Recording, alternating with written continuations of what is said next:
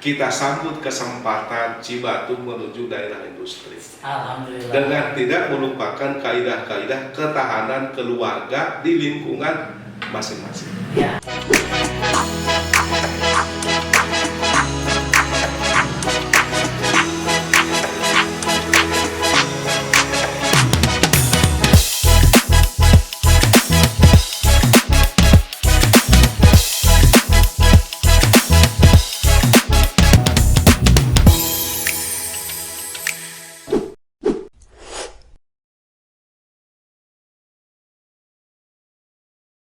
Assalamualaikum warahmatullahi wabarakatuh. Sahabat, bertemu lagi bersama saya Dadang Sugiarto di Jejak Cibatu edisi podcast.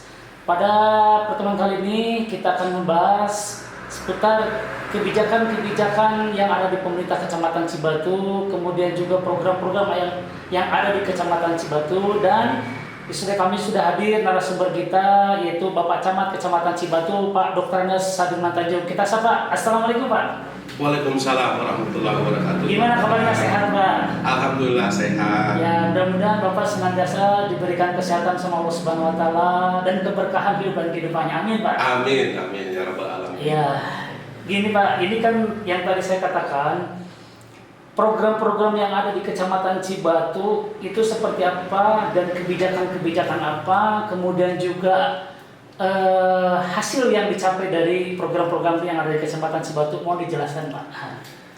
Terima kasih Pak Dadang ya. Jadi ini sesuatu yang sangat amazing saya kira. Sebelum saya masuk memberikan komentar tentang pertanyaan dari Pak Dadang, saya merasa bangga terus terang. Alhamdulillah. Jadi ini termasuk saya kira tokoh inovator di Cibatu. Alhamdulillah. Jadi mudah-mudahan tumbuh kembang Cibatu ini tentu saja adalah dari masyarakat Cibatu itu sendiri. Betul. Nah, tentu saja kami dari tingkat pemerintahan terdepan di kecamatan yang alhamdulillah tentu saja bersinergi dengan betul. Pemerintahan desa bersama seluruh komponen yang ada di masyarakat Cibatu ini, tentu sangat berharap banyak akan tumbuh Pak Dadang yang lain. Amin.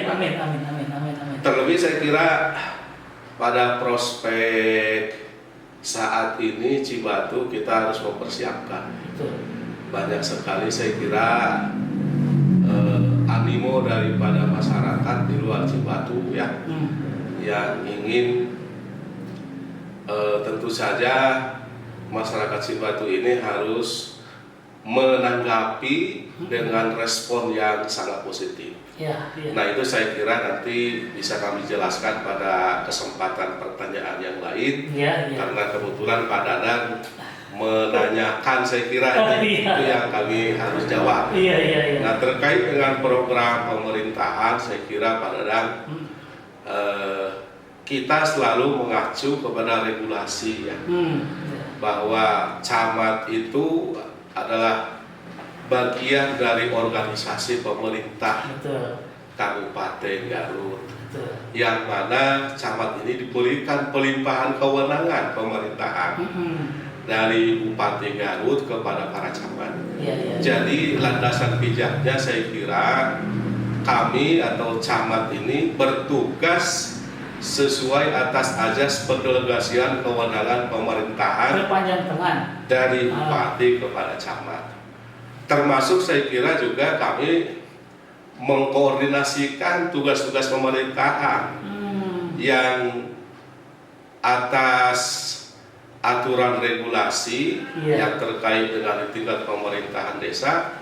Kami memiliki tanggung jawab memfasilitasi, mengkoordinasikan, mengawasi sekaligus mengevaluasi kinerja pemerintahan termasuk di tingkat desa.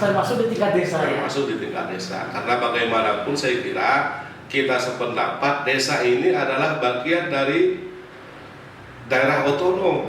Jadi diberi kekuasaan bagian dari Kabupaten Garut, bukan desa yang berdiri sendiri begitu. Namun demikian kita patut bersyukur sesuai dengan kewenangan pemerintahan yang ada, ada beberapa kewenangan desa yang melekat secara distributif. Karena bagaimanapun saya kira desa ini adalah ikatan masyarakat adat yang tumbuh, lahir, berkembang dari komunitas masyarakat itu sendiri ya. Itu yang harus kita hargai sebetulnya. Nah, sehingga sinergitas itulah saya kira antara kewenangan distribusi bupati kepada camat dengan kewenangan pemerintahan di tingkat desa yang tumbuh dan berkembang dari kelompok masyarakat adat itu sendiri. Jadi harus bersinergi, berkolaborasi. Apalagi kita tahu selama ini pemerintah desa hampir 8 tahun ini berjalan saya kira.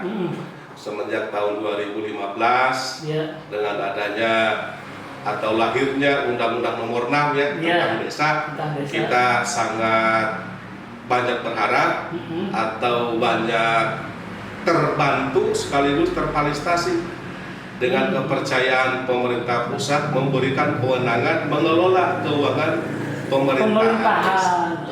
Berarti dilimpahkan sekarang keuangannya ke desa ya? Ke desa langsung, ada yang bersifat delegasi kewenangan dari pusat langsung ke tingkat desa. Kalau kecamatan sendiri punya anggaran dari pemerintah pusat, Pak? Kita diberikan tentu saja karena kita diberikan kewenangan atas delegasi, kita diberikan hak untuk mengurus rumah tangga kecamatan. Tetapi untuk pembangunan? Karena kita sifatnya kan koordinatif. Jadi yang bersifat pembangunan tentu saja dinas teknis di tingkat Kabupaten Garut. Tapi dalam hal mengkoordinasikan, mengawasi sekaligus mengevaluasi capaian-capaian program pemerintah dalam 1 tahun di Kecamatan Cibatu, kita memberikan laporan kepada pimpinan. Gitu ya. Jadi intinya regulasi tetap berjalan ya Pak ya? Regulasi tetap berjalan dan kewenangan masing-masing dinas teknis juga tetap berjalan. Ini Pak, untuk lebih spesifik nih, untuk mengurus KTP dan KK itu gimana tuh Pak? Saya kira sekarang kita sudah sangat dimudahkan ya Pak. Jadi terkait untuk penerbitan identitas kependudukan. Pertama saya kira ada hal yang sangat berbanding terbalik dengan pelayanan administrasi kependudukan beberapa tahun yang lalu dan saat ini. Berbanding terbalik? Berbanding terbalik artinya semua serba gratis kan. Berbeda dengan pelayanan administrasi kependudukan zaman beberapa tahun kebelakang. Akta lahir, akta anu, kematian, surat keterangan pindah semua berbayar, sementara saat ini semua serba gratis. Pakai online juga ya? Pakai online bisa daftar, masyarakat sangat dimudahkan. Terkecuali mungkin bagi masyarakat usia 17 tahun atau pertama kali akan dilekatkan kartu tanda penduduknya.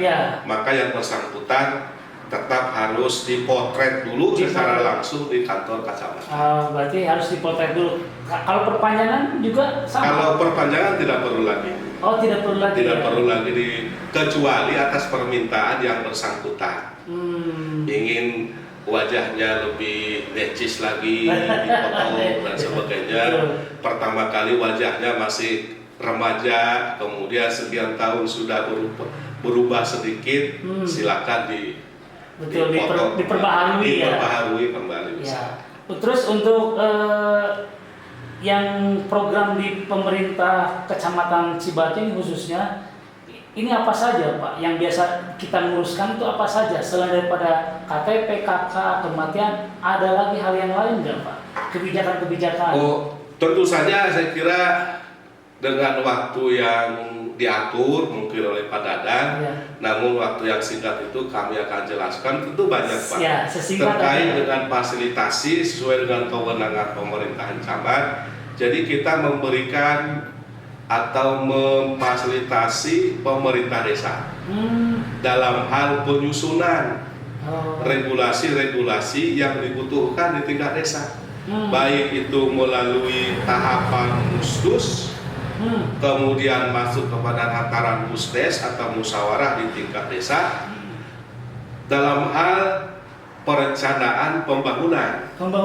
Ya, baik itu pembangunan yang bersifat sektoral maupun pembangunan lintas sektoral yang dikompilasikan biasanya kalau lintas sektoral itu dalam Musrenbangdes. Karena dalam dokumen Musrenbangdes itu ada usulan-usulan bottom up dan ada usulan-usulan teknokratik atau dari dinas teknisnya. Betul. Adapun untuk usulan sektoral pemerintah desa itu biasanya kita fasilitasi dalam bentuk rencana kerja pemerintah desa atau RKPDes. RKPDes yang tentu saja dibiayainya sesuai dengan kewenangan desa itu sendiri karena desa kan saat ini sudah diberikan kewenangan dan pembiayaan. Iya betul. Jadi sudah langsung ke anggarannya ke desa. Iya, itu dalam dokumen RKP itu. Dituangkan. Iya, dituangkan, direncanakan dalam bentuk program dan kegiatan. Namun tentu saja kalau hanya pemerintah desa itu hanya mengandalkan RKP saja atau dalam bentuk pembiayaan dana desa, kapan desa itu tumbuh, maju dan berkembang? Karena banyak kebutuhan sektor lain yang dibutuhkan oleh masyarakat yang tidak tercukupi oleh pembiayaan dalam kegiatan RKP. Maka disitulah difasilitasi dalam bentuk Musrenbangdes. Jadi ada program kegiatan sudah pasti tidak bisa dibiayai oleh dana desa. Dan kemungkinan ke depan direncanakan dibiayai oleh pemerintah daerah. Dibiayainya bisa dari provinsi, bisa dari pusat, atau bisa melalui jejaring kerja aspirasi yang diusung oleh legislatif. Betul. Jadi artinya desa itu cek bahasa pribados mah lamun teu gaul mah moal maju. Nah, itu dia. Lamun teu gaul moal maju, moal bisa ngabangun. Jadi harus senantiasa inovatif ya. Harus punya inovatif dan dikenal luas. Betul. Oleh para pejabat publik. Jadi lamun ku ulun mah ngasaukur visi misina kantor teh di Senen duwe ka Jumaah di 7:30 duit ka jam 4 moal maju. Harus keluar ya berarti. Harus banyak jejaring kerja. Jejaring kerjanya harus. Ini Pak, saya mau menanyakan dua hal. Kemarin kita sudah ngobrol sama MUI. Yang pertama saya akan menanyakan dulu perihal kemarin juga saya udah ngobrol. Karena di Cibatu itu sekarang ada yang namanya Bank, maaf saya sebutkan ya, Bank Emo.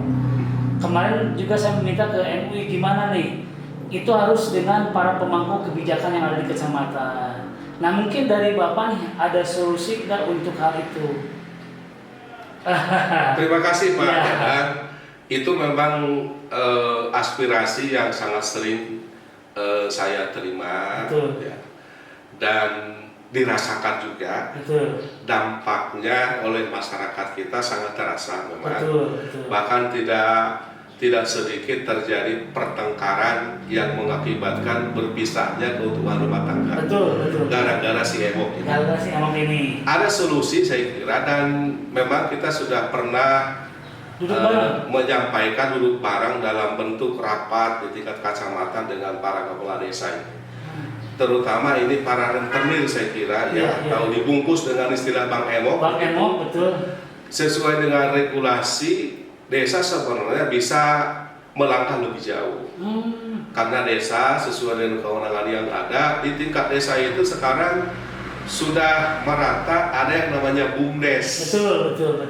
Nah saya kira bagaimana ke depan para pemerhati di tingkat desa Pak Dadang untuk bersinergi dengan tokoh-tokoh masyarakat, dengan rekan-rekan kita, bapak-bapak para kepala desa, untuk memikirkan kembali BUMDes ini bisa untuk mengecilkan peran Bank Emok itu dan betul-betul berpihak kepada masyarakat. Betul, ini salah satu masukan yang sangat bagus sekali nih Pak dari Bapak. Jadi kemarin juga saya tanya ke MUI gimana, MUI hanya sebagai amal ma'ruf, nahi mungkarnya mungkin ada kebijakan-kebijakan daripada pemangku kebijakan, yaitu dari betul Pak. Nah jadi, mungkin alhamdulillah sekarang sudah ada jawabannya dari Pak Camat sendiri, sinergilah dengan desa, dengan elit-elit desa. Kita tidak bisa berpangku tangan atau melepaskan tanggung jawab dengan para kiai, para ulama. Betul. Karena mereka saya kira dalam 24 jam satu hari Pak, para kiai, para ulama sudah sangat sering mengingatkan. Betul. Mengingatkan masyarakat, bahkan kalau dihitung jamnya, ulama lebih banyak mengingatkan masyarakat daripada seorang camat. Oh betul. Kan itu ya Pak. Iya. Kalau camat kan diatur jam kerjanya. Betul. Dari setengah 8 sampai jam 4. Tapi yang namanya kiai, para ulama, para ustadz mengingatkan masyarakat itu 24 jam. Betul. Atau minimal ba'da subuh ada pengajian. Kemudian sebelum lohor terkadang juga ada pengajian di taklim. Atau antara lohor dan asar ada taklim mengingatkan masyarakat. Atau menjelang maghrib sampai dengan isya juga para kiai kita sangat sering mengingatkan. Memberikan atau yang lebih dari itu, taklim yang lebih besar dalam bentuk komunitas yang tentu saja para elit masyarakat di luar para tokoh pesantren ini, para ulama, para kiai tentu saja harus jangan berpangku tangan, tapi harus merapatkan barisan. Betul. Ini berarti masukannya dari pemangku kebijakan kecamatan ke Bapak Camat bersinergi dengan para elit-elit yang ada di desa. Di desa itu. Karena saya kemarin juga ngobrol sama yang saya nggak usah sebutkan. Jadi si dia itu minjam ke Emo, tetapi dia juga sadar bahwa bunganya sangat besar. Mau apa lagi karena nggak ada solusi katanya, ya apalagi. Nah makanya saya juga ingin mengundang para pemangku kebijakan. Termasuk nanti saya setelah ini kita akan mengundang juga lurah atau APC lah ya. Betul. Nanti akan coba ngobrol apakah nanti kita gayung bersambut dari Bapak Camat mengusulkan seperti ini, nanti tanggapannya dari desa seperti apa. Iya. Gitu ya Pak ya. Itu yang diharapkan sekali. Amin. Tapi nanti juga Bapak sebagai fasilitator juga untuk memfasilitasi. Boleh dalam pertemuan yang kolaboratif, mungkin bisa. Saya sangat merespon Pak Dadang, karena bagaimanapun kita tidak boleh berpangku tangan.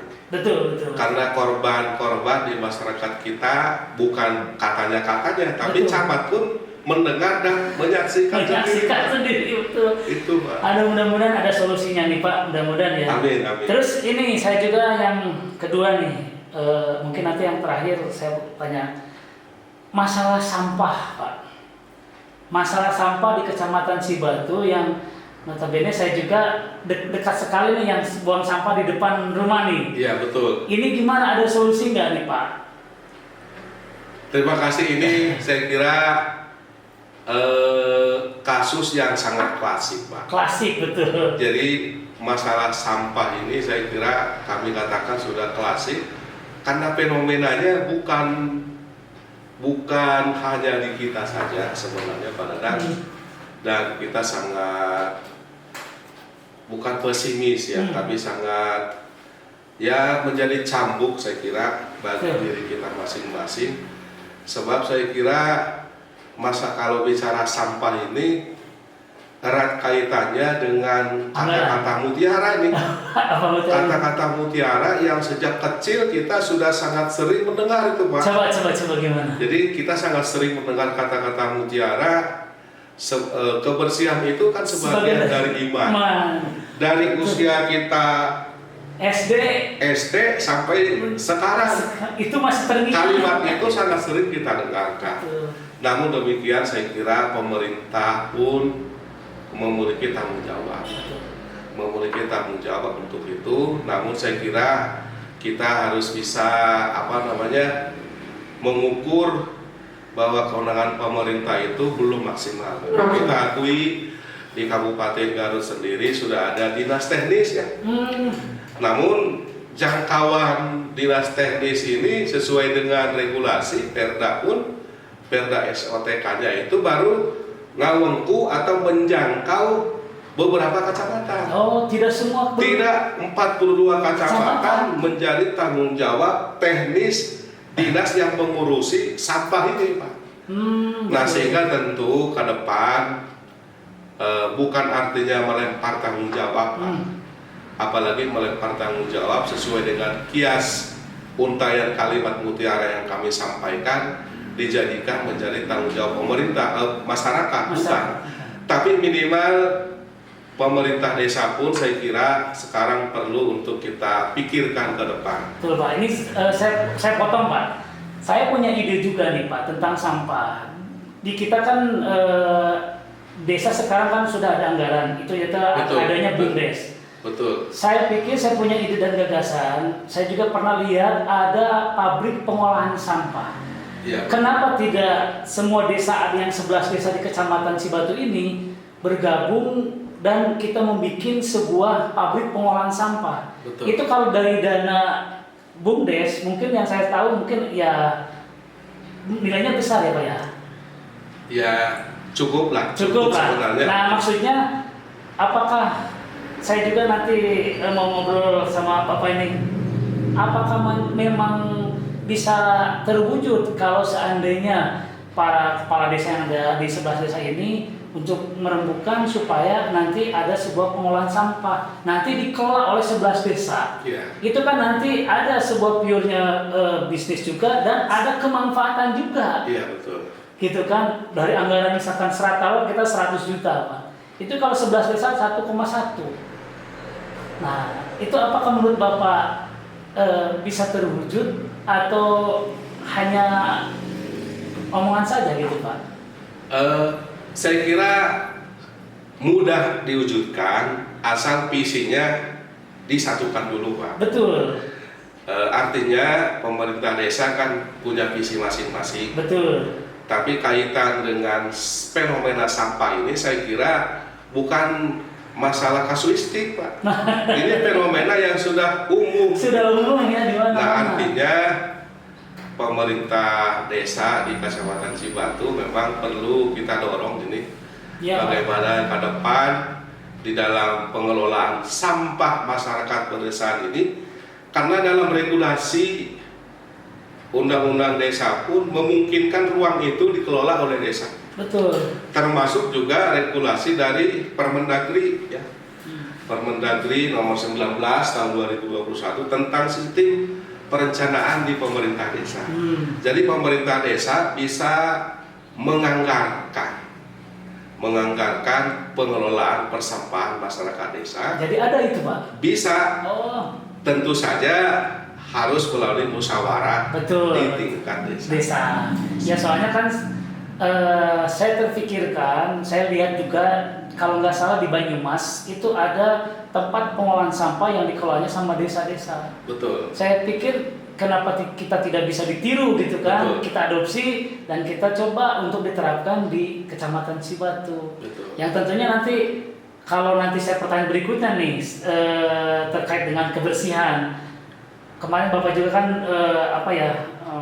kalau nggak salah jalan-jalan sama Pak Bupati keluar.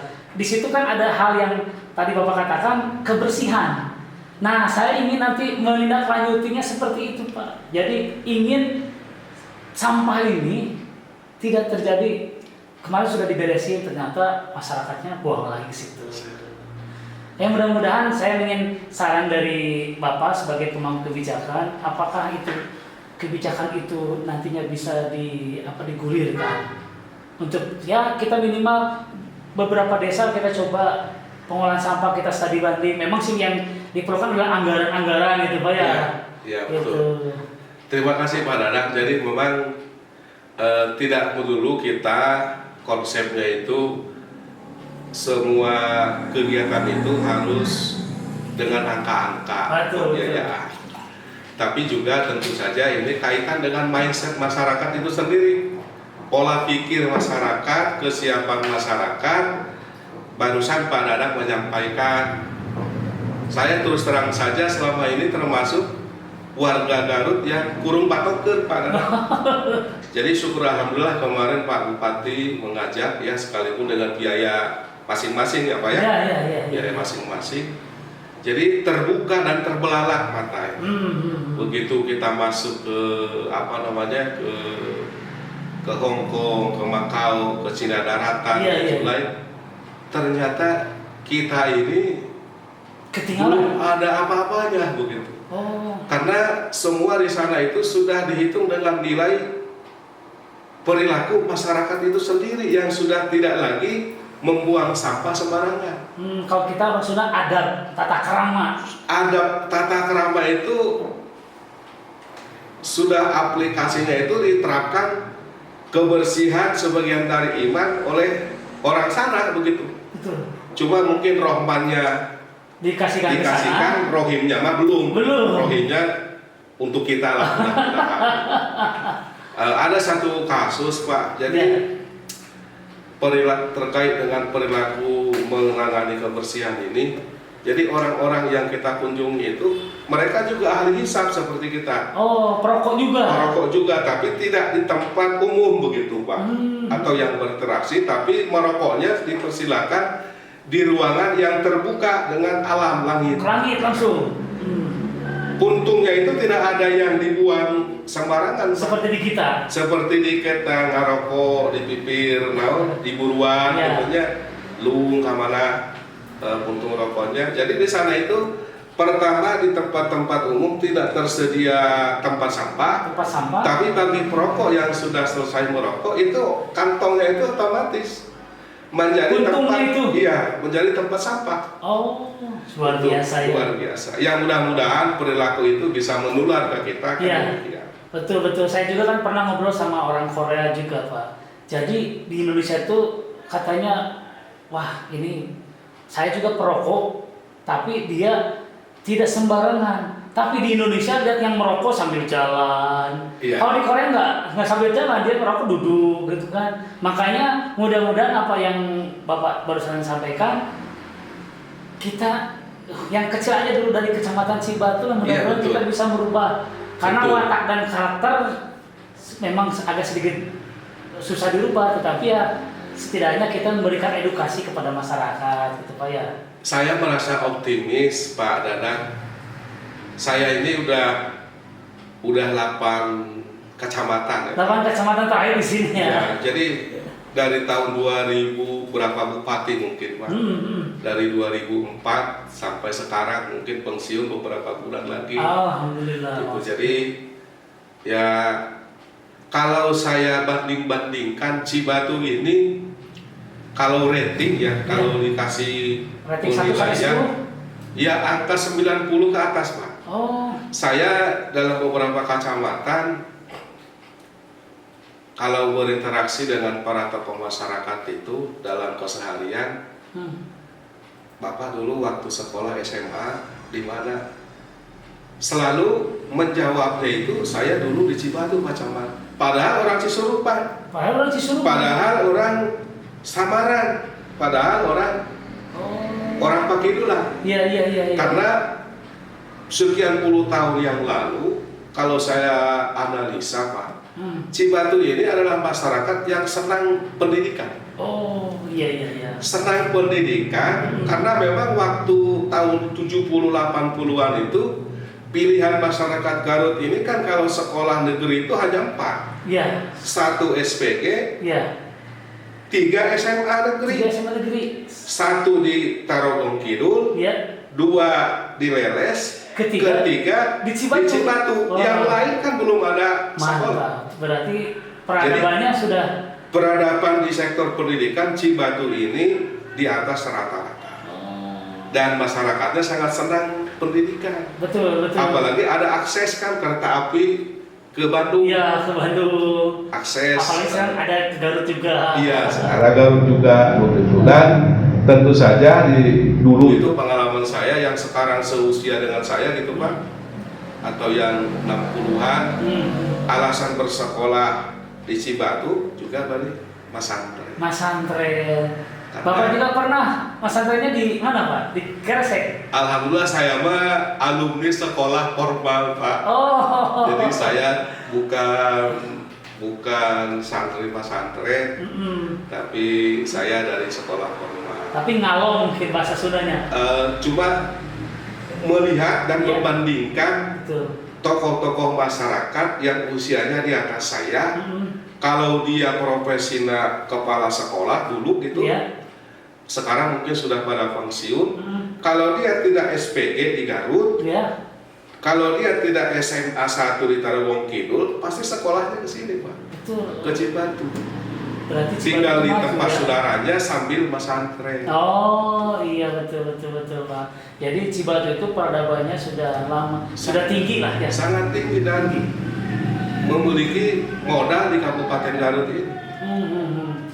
Ini untuk harapan Bapak nih sebagai mau mengakhiri masa jabatan mungkin Pak ya. Harapan ke depan Kecamatan Cibatu seperti apa Pak? Dari semua sektor aja. Saya punya gambaran begini Pak Dadang. Satu lagi yang diamanatkan oleh Pak Bupati waktu saya sebelum masuk ke Cibatu ini, pertama adalah mengkondisikan alun-alun. Karena di alun-alun itu ada rumah ibadah, kemudian menata alun-alun, kemudian pasar. Satu lagi yang belum terlaksana sekarang itu adalah terminal. Betul. Karena memang 3 tahun kemarin kita dihantam pandemi ya. Dari tahun 2000 yang memang rencananya saya menjadi saksi sejarah waktu itu tahun 2020 itu sudah direncanakan. Untuk terminal di Kecamatan Cibatu. Namun hantaman pandemi Covid, akhirnya ada refocusing APBD, sehingga dengan sangat terpaksa mengalami keterlambatan. Dialihkan atau gimana? Ya akhirnya refocusing itu ya dipindahkan, anggarannya dipindahkan. Jadi saya berharap siapapun nanti camat Cibatu ke depan, karena daya ungkit pasar Cibatu ini apabila ada transportasi yang memungkinkan, yaitu ada terminal. Betul. Rencana kemarin di mana Pak? Rencana kemarin terminal? Kan tanahnya sudah dibebaskan Pak. Di daerah Parakan Teluk. Parakan Teluk ya, Parakan Teluk. Yang berbatasan dengan pasar. Tanahnya sudah dibebaskan hampir kurang lebih 1 hektar. Udah berapa persen Pak itu? 90% kah? Kalau untuk tanah saya kira sudah tercukupi Pak, karena akses jalan juga ke depan itu sudah dibebaskan. Cuma ya PR-nya mungkin itu Pak, yang mudah-mudahan siapapun nanti yang meneruskan camat di Cibatu bisa menuntaskan itu. Ya amin. Terakhir Pak, ini pertanyaan saya terkait dengan sekarang Cibatu akan kedatangan perusahaan-perusahaan. Salah satunya ya kemarin diserang di Cibatu di mana daerah Congkang ya. Nah ini menurut Bapak gimana nih terkait dengan perusahaan? Karena nanti ke depan sepertinya akan banyak perusahaan yang masuk ke sini. Terima kasih Pak Dadang. Jadi ini memang kebetulan kemarin juga Pak Bupati mengundang camat Cibatu secara pribadi dan ada 3 SKPD bersama investor, karena memang sampai saat ini kondisi existing itu sudah sangat memungkinkan. Tinggal kesiapan kita masyarakat Cibatu Pak. Betul. Karena bagaimanapun hasil kajian ekosistem ini, Cibatu ini daya ungkit untuk merubah nasib masyarakat Cibatu itu kalau saya kira dari sektor pertanian akan sangat lambat. Karena kita kekurangan air dan irigasi dan sebagainya. Ada hujan lah. Nah kecuali saya kira kita bahu-membahu semua stakeholder yang ada di Kecamatan Cibatu ini menyambut dengan baik.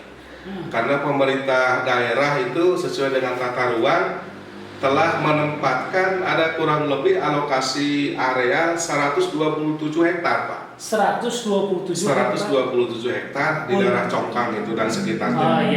Dan yang baru termanfaatkan kan baru 14 hektar. 14-15?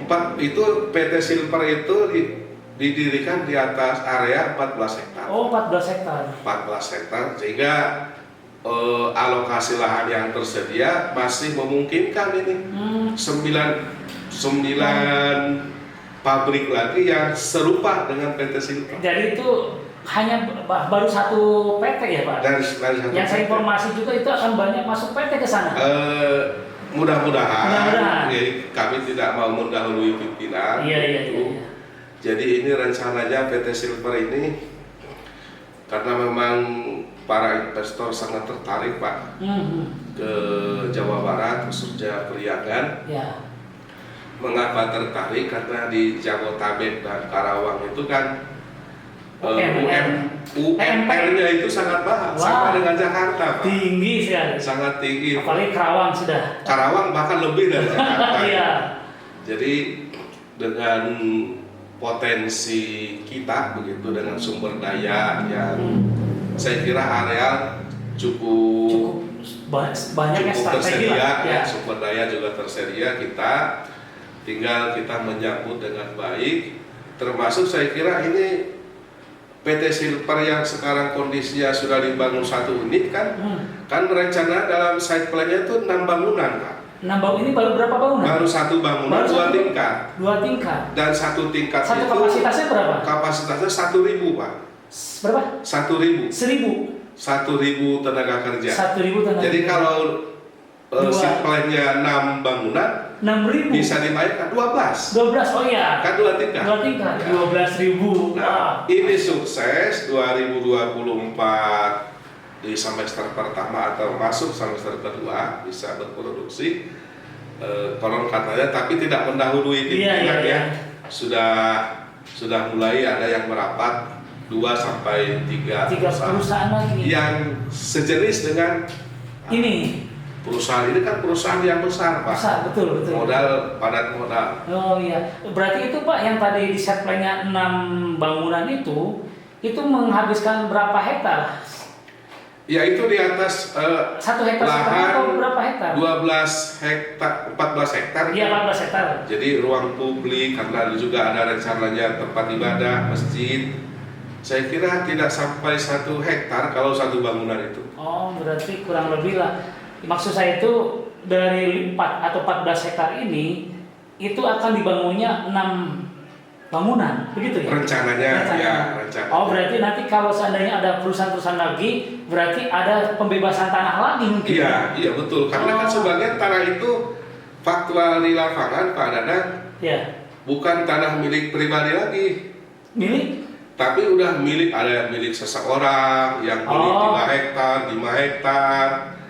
Gitu. Jadi manakala investor itu datang, tinggal over nama.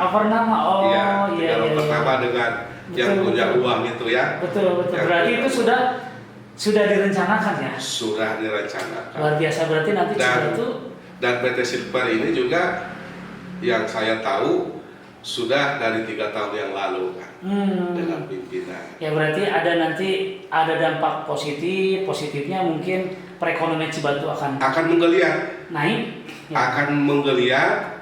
Cuma barangkali yang perlu kita pikirkan dampak sosial di masyarakat. Nah ini saya kira perlu sinergitas. Betul. Bukan hanya pemerintah itu sendiri, tapi juga tokoh-tokoh masyarakat. Betul, tokoh-tokoh masyarakat, para alim ulama, kemudian tokoh-tokoh juga harus bahu-membahu membangun.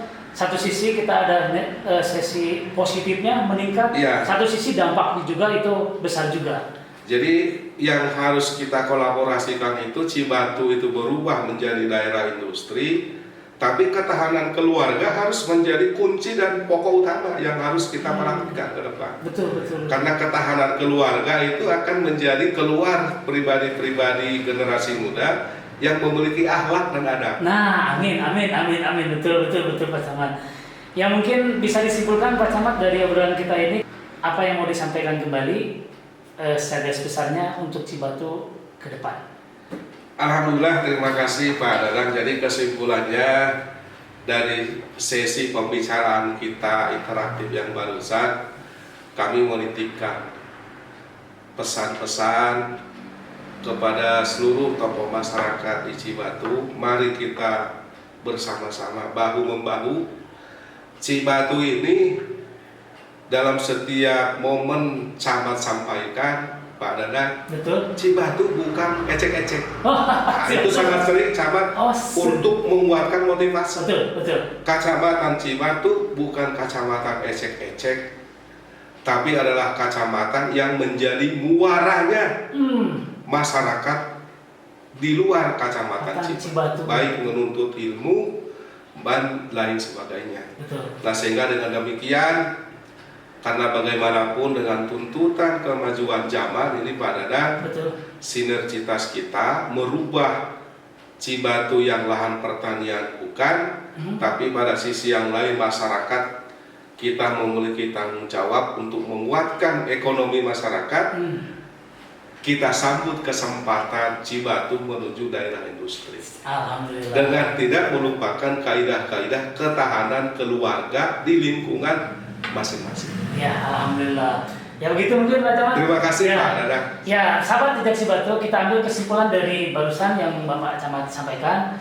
Cibatu kita jadikan sebuah kecamatan yang berbasis ekonomi yang kuat dan berinovatif, sehingga akan menimbulkan Cibatu menjadi sebuah kecamatan yang produktif dengan orang-orang yang SDM yang bagus. Terima kasih atas waktunya, dan saya bertugas dari Sugiarto. Sama-sama. Beliau adalah Pak Camat Bapak Dr. Habibman Tanjung. Cukup terima kasih, dan saya juga yang bertugas. Saya ucapkan Assalamualaikum warahmatullahi wabarakatuh. Waalaikumsalam warahmatullahi wabarakatuh.